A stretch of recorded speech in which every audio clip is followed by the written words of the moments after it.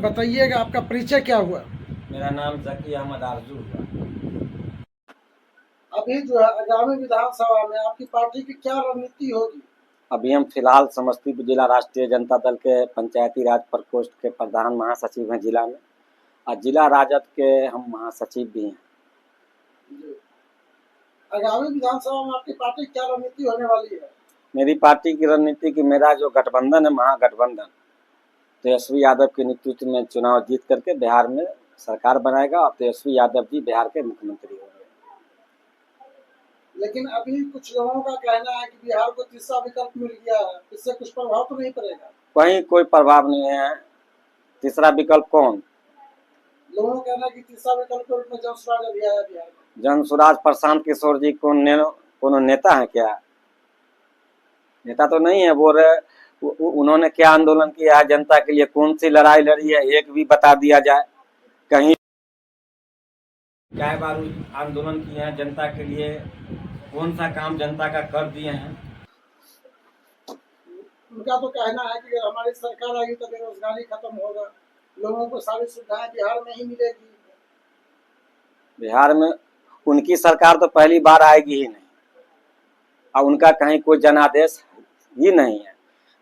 आप इससे स्पष्ट समझ लीजिए कि वो 2 साल 3 साल पूर्व से बाहरी से लोगों को ला करके पंचायत घुमाने से मुखिया जी, सरपंच साहब, वार्ड मेंबर साहब, पंच साहब या कोई भी 3 स्तरीय पंचायत सरकार के जनप्रतिनिधि के पास नंबर लिख करके बुला के सम्मेलन कराने से कोनो जन समर्थन मिलता है क्या?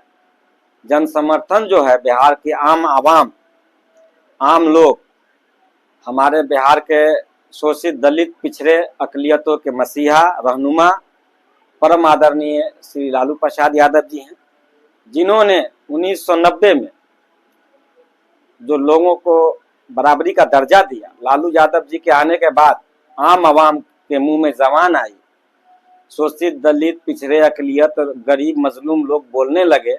90 से पहले तो लोग खटिया पर भी नहीं बैठते थे, ब्लॉक जाना तो दूर, मुखिया सरपंच किया जाना तो दूर, देख करके भाग जाते थे 90 से पहले।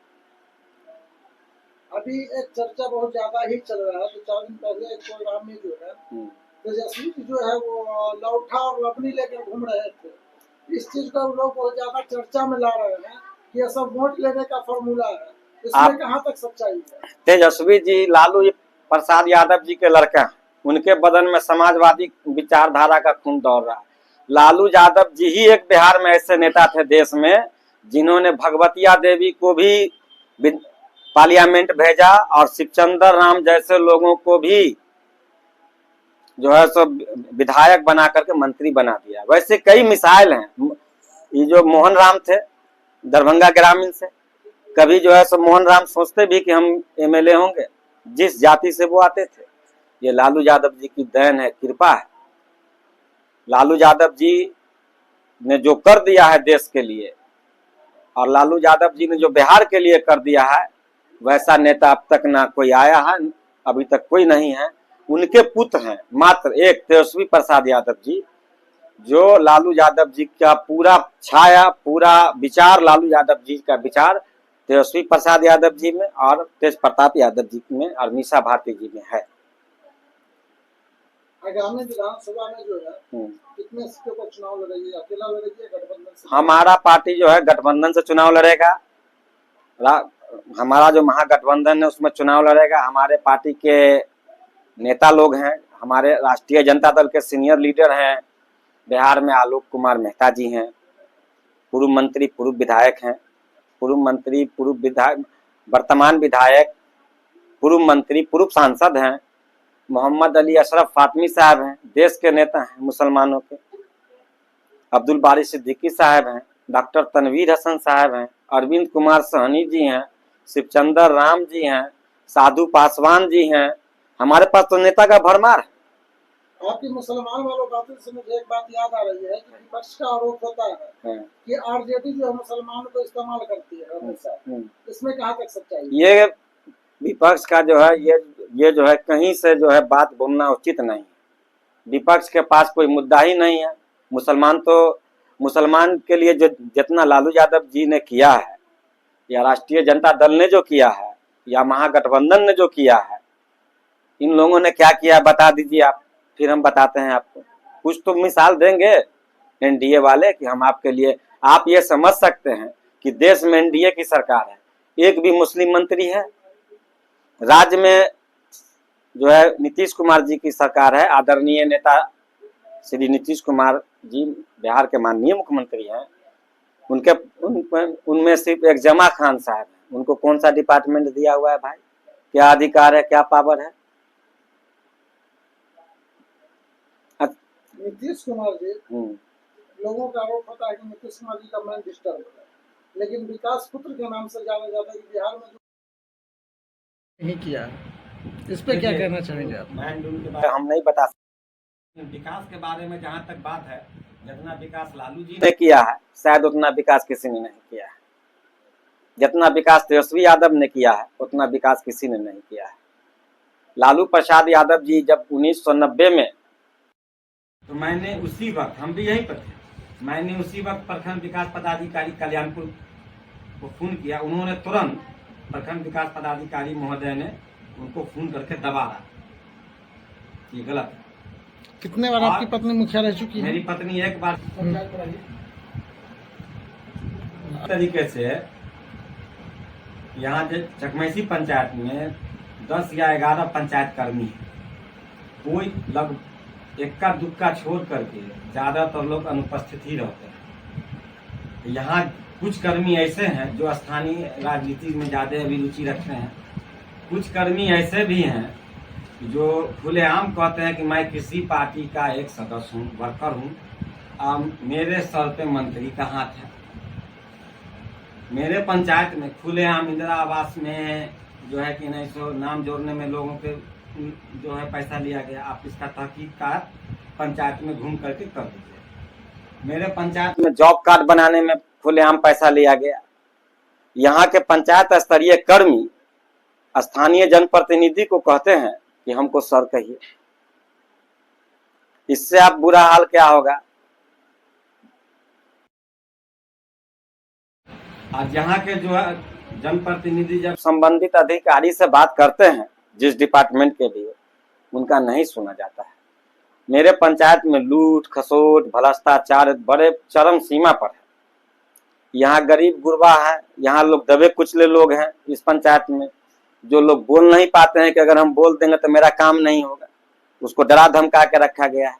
नया इंदिरा आवास मिल रहा है, उसमें कुछ लोगों के द्वारा जो सरकार कर्मी हैं उनके द्वारा या उनके जो लोग हैं उनके द्वारा आम नागरिक को कहा जा रहा है कि इतना पैसा लगेगा तो आपको इंदिरा आवास मिलेगा।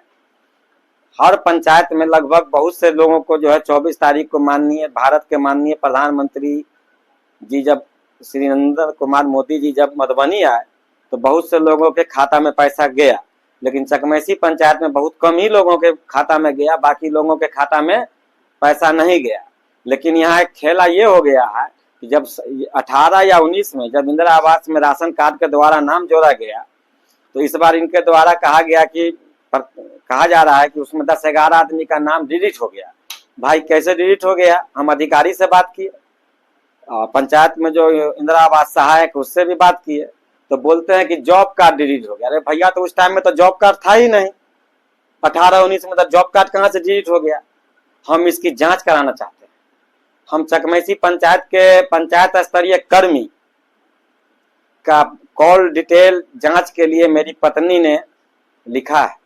मेरी पत्नी को ये कहा गया कि आप हारे हुए मुखिया हैं, रोजगार सेवक के द्वारा कहा गया कि आप हारे हुए मुखिया हैं मैडम, आपको पूछने का अधिकार नहीं।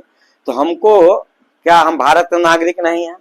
हम बहुत कम वोट से हारे हैं, हमारी पत्नी हारी, सॉरी हम नहीं हारे, मेरी पत्नी हारी। तो क्या उसके पास जनता आएगा तो जनता की समस्या लेके संबंधित जो पंचायत कर्मी उससे बात करेगी ही। तो पंचायत कर्मी द्वारा हमारी वाइफ को बताया गया कि ये चीज हम आपकी नहीं मानेंगे, आप हारे हुए मुखिया हैं, जीते हुए मुखिया जो कहेंगे हम उनकी बात मानेंगे।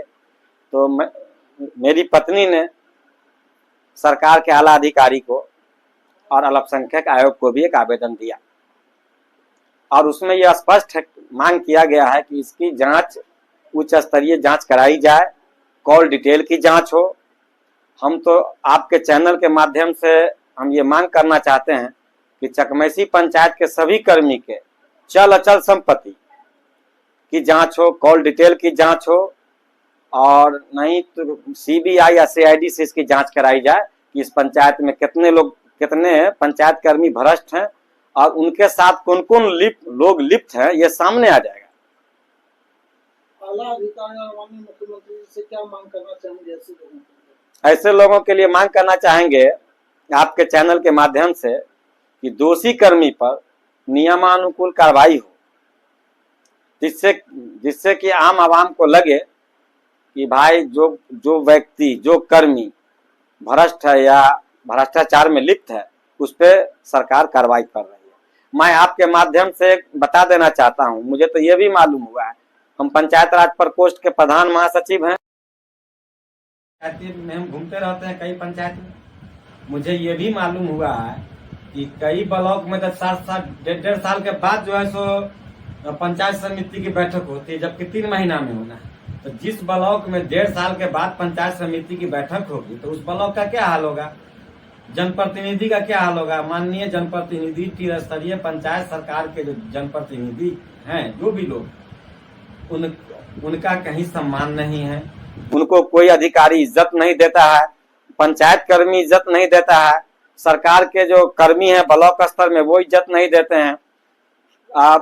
मेरे ब्लॉक में, कल्याणपुर ब्लॉक में, आज से कुछ दिन पहले मेरी माँ का इंतकाल हो गया। हमने मृत्यु प्रमाण पत्र के लिए अप्लाई किया, उसमें शपथ पत्र नहीं लगता है 21 दिन के अंदर। तो वहां के कर्मी है, वो कर्मी नहीं है, सबको वो विश्राम में था, जो होता है, जो कराता है अधिकारी को, उसमें था, उसकी यहाँ से उसको हटा दिया। वो आनंद फानन में कहीं से पैरवी उरवी करा के वो लेबर डिपार्टमेंट में आ गया। लेबर डिपार्टमेंट में आने के बाद वो हमको बोलता है क्या कि आपकी माँ नहीं एक्सपायर की है, ये आपका आवेदन नहीं, आपकी माँ एक्सपायर कहाँ की है, ये तो आपका नाम नहीं है। आप पूछने वाले कौन होते हैं? जब उसमें सूचक, मुखिया, सरपंच, आंगनबाड़ी और 4 आदमी गवाह होता है, उसका आधार लगता है। अगर हम गलत है तो हम पर तुम प्राथमिकी दर्ज करो कि मेरी माँ मरी कि नहीं मरी, तुम इसका जांच कराओ। अब वो जो है